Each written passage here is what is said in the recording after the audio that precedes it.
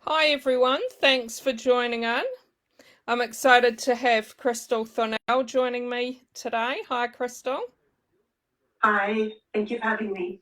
So, a bit about Kristel. Kristel was born in Sydney and has lived in Italy, Mexico, Canada, Finland, the United States, and France, where she is now based.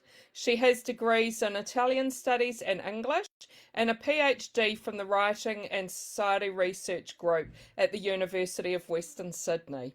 She has published short fiction, poetry, reviews, essays, in the novel Night Street in 2010, which she co-won the Australian Vogel Literary Award and won the Dobie Literary Award and the Barbara Ransden Award. She was shortlisted for the Glenda Adams Award and the Christina Steed Prize for Fiction in the New South Wales Premiers Award, and was named one of the Sydney Morning Herald's Best Young Australian Novelists in 2011. Her second novel, Was on the Blue Train, was published in 2016, and her latest novel is The Sirens Sing. Hopefully you can see my copy there.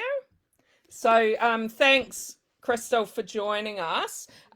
Just want to mention that I just read The Sirens Sing and really enjoyed reading places that I knew and that were close by to where I lived. I really enjoyed that. Oh, wonderful. I'm so pleased.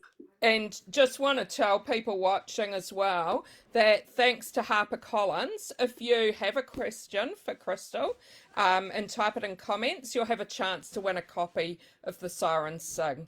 So, would you like to start off by telling us a bit about The Sirens Sing?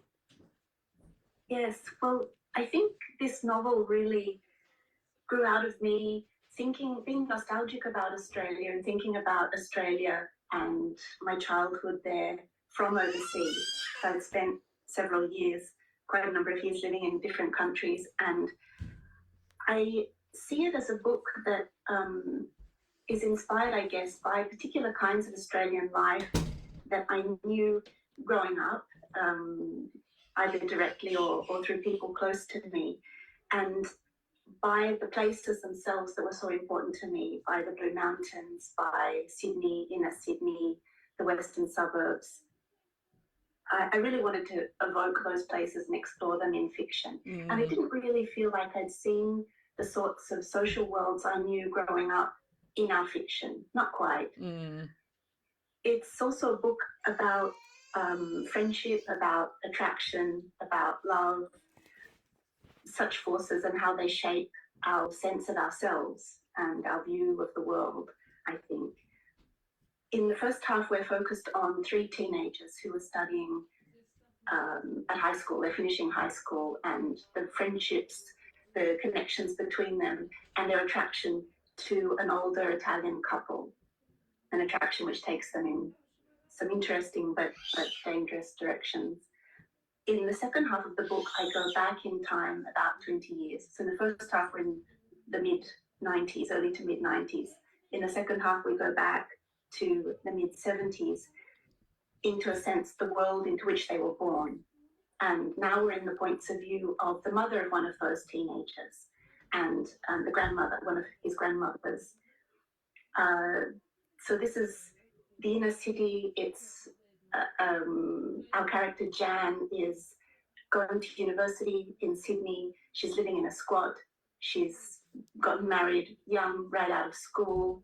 She has a sense of herself as coming from the western suburbs. And she meets at university a girl called Alicia, who she becomes really drawn to. And so I then explore that growing relationship between them. So there are a number of parallels between the two halves of the book. So, did you grow up in Sydney, and how much of your life did you actually spend living in Sydney? I did. So I was born in Parramatta, but my early years were very much in the centre of the city, in the inner west. And I lived there till I was 8. And then I moved to the Blue Mountains and went to school in the Blue Mountains and was sort of there until I came back to Sydney for university. Okay, yeah. So, yeah. Yeah, so about 10 years in the Blue Mountains in Blackheath, and then back in Sydney. And after the end of uni, I started spending periods of time overseas, studying overseas, and so on. But yeah, my early life is very, very much Sydney and the Blue Mountains. Yeah, yeah. And what sort of research did you end up doing for your book? For this one, it was very much, or I think the most important part of it for me was just examining those early memories and trying to recreate around those, and remembering stories I'd heard also from my parents and my grandparents. So it was a very personal kind of research this time. Quite different from my first two books where I was working with historical figures. They weren't sort of straight biographical novels, but they were, my first two novels, inspired by historical figures. So there were archives, there were newspaper articles, there was that kind of research, biographical sources, autobiographical in one case. I was very conscious of all of that material. This time felt quite different because it was more a sense of using memory. The memories are fictionalized, but I think memory was the way in for me. And it's a bit like looking back in history as well, where probably, yeah, a wee bit before you would have been around in Sydney, I suppose. That's right. Yeah, yes. yeah.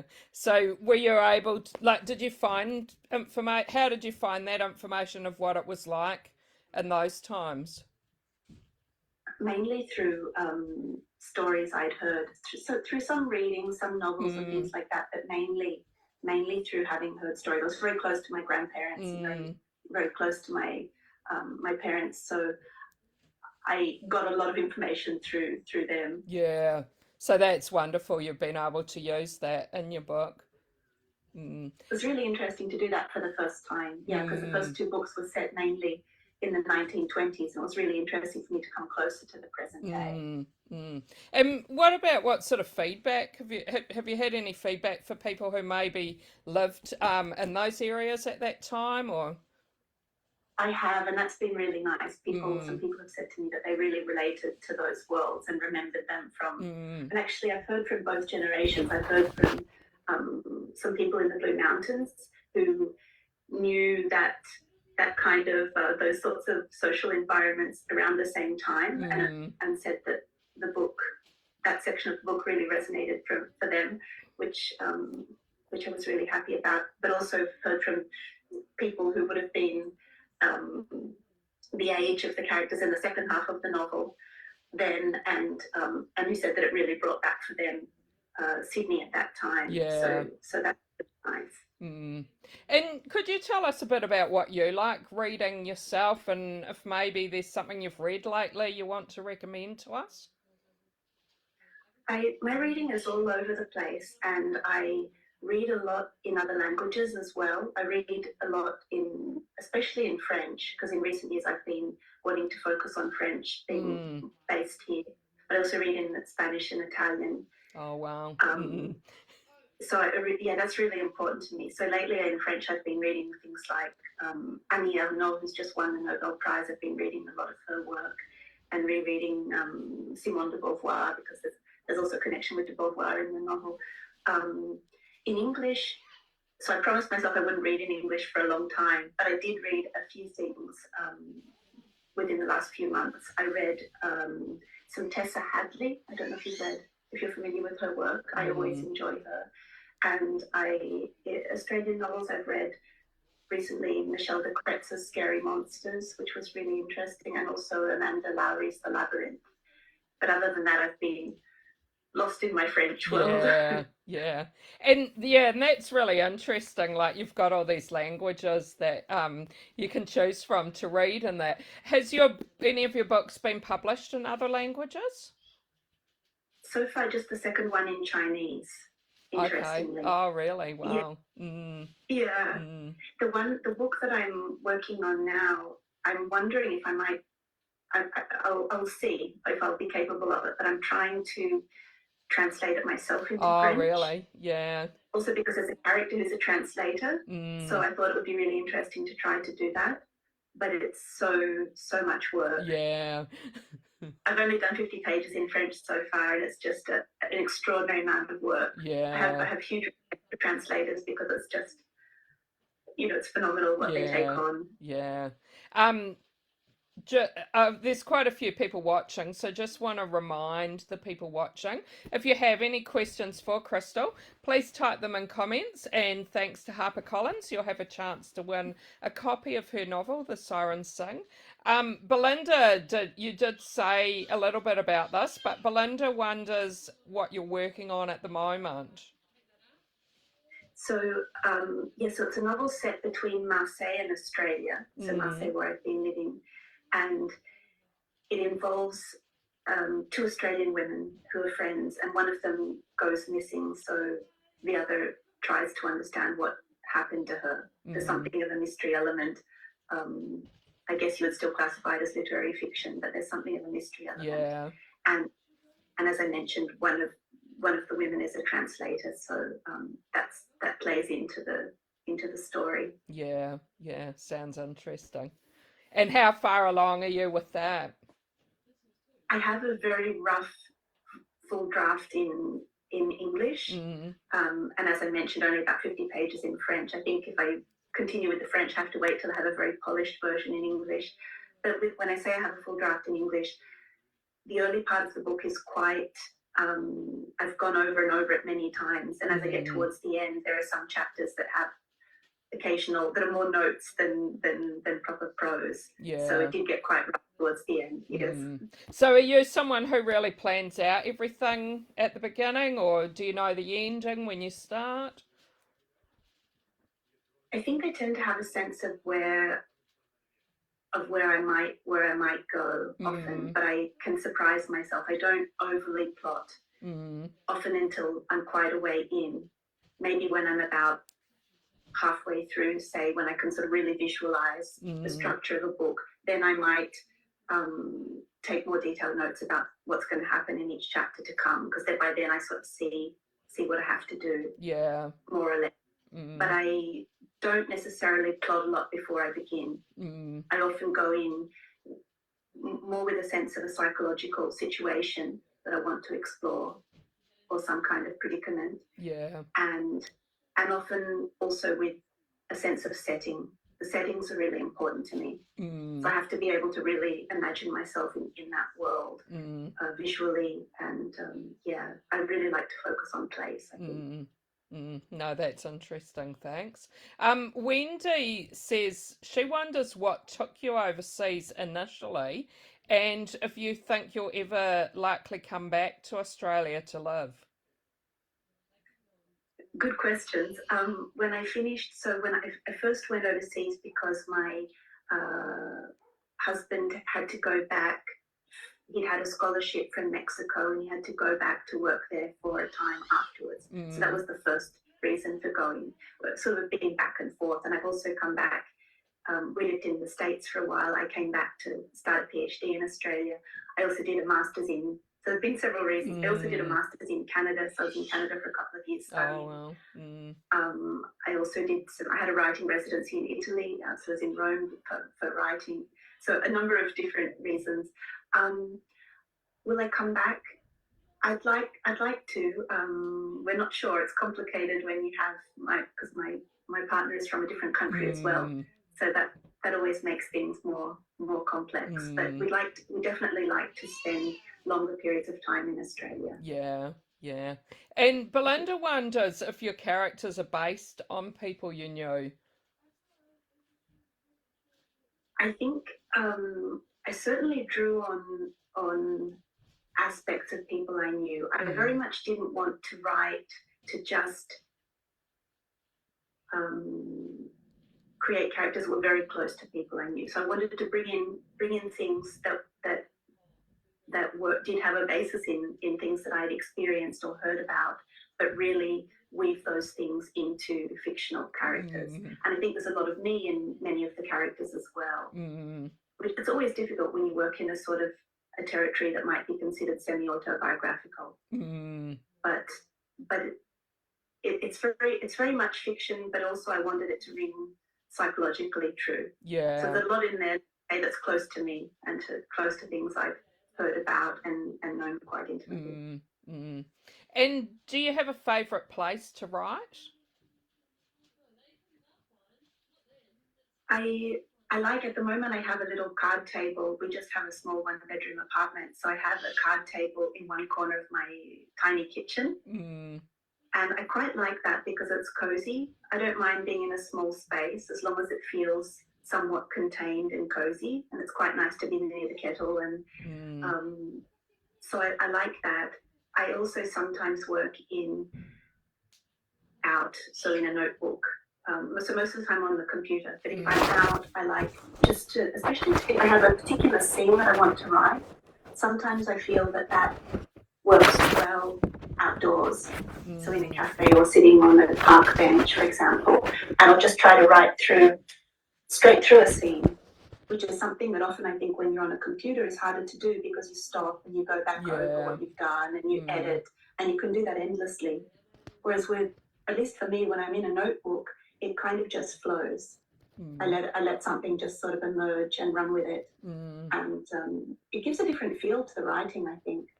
So ideally, I like to sort of alternate those two ways of working. Yeah. And what have you found so far to be the most difficult part of your writing process? So much of it is challenging, I think.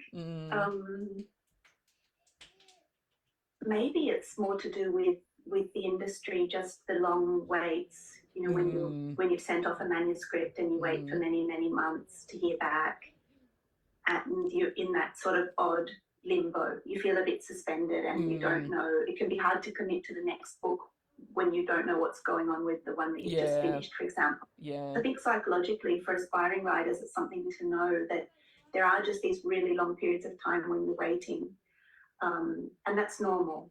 We need to learn to be at peace with that because it happens to everyone, almost everyone, I think. So it's great, if possible, to have some other writing that you can go on with when you're waiting to hear back about a specific manuscript. For me, that's significant anyway, to feel like I can stay in the writing process, whether that be starting a new book or taking notes, new idea, or maybe working on a shorter piece, working on some stories, whatever makes you feel somewhat connected to the writing process, even though you are in this long period of time when you're not sure what's going to happen with your previous manuscript. Yeah. And Belinda wonders if you could describe what genre would you classify the Siren Sing as? People tend to call it, I've noticed, literary fiction in bookshops, and I think I tend to be given that label, whatever we take that to mean. I think I'm always very interested in, it's always hard to define a genre like that, I think, but I'm always very interested in the psychology of my characters and in the language itself. I think in language is a kind of flow which carries you. But I don't think a lot in those sorts of terms, I guess. Yeah. And Sharon's got a really interesting question. So Sharon says, like, Siren Sing is about a familiar place to you, and your new book, it sounds like, is influenced by where you're living in France. Does that mean you'll need to continually move around to gain experiences of different places to write? Maybe. Maybe. Certainly places inspire me very much. But I think also it would be interesting to revisit some that I've already evoked before in fiction. So maybe I can there can be a sort of spiraling. But it definitely travel helps me, I think, provokes ideas for me. And I just think place is really interesting in fiction. You know, when I read other people's work too, I love being in a world that I can fully imagine, something really that transports me. So I think that's something that I try to do in my work. And do you have a favourite part of the book of Siren Sing? That's really hard. I think it might just depend on the day or my mood. I'm attached to different bits of it, I think, for different reasons. I'm not sure. Maybe that I don't want to ruin where it's going. But some evocation of Glebe, you'll know you've just finished it, of Glebe towards the end, which which is evocative for me, but Yeah. personally, but I think I would give you a different answer every day if you ask me that Yeah, question. yeah. And do you find the characters stay with you after you've finished writing your book? Definitely, yeah, definitely, because you spend so much time with them and in their heads that I think they do really linger.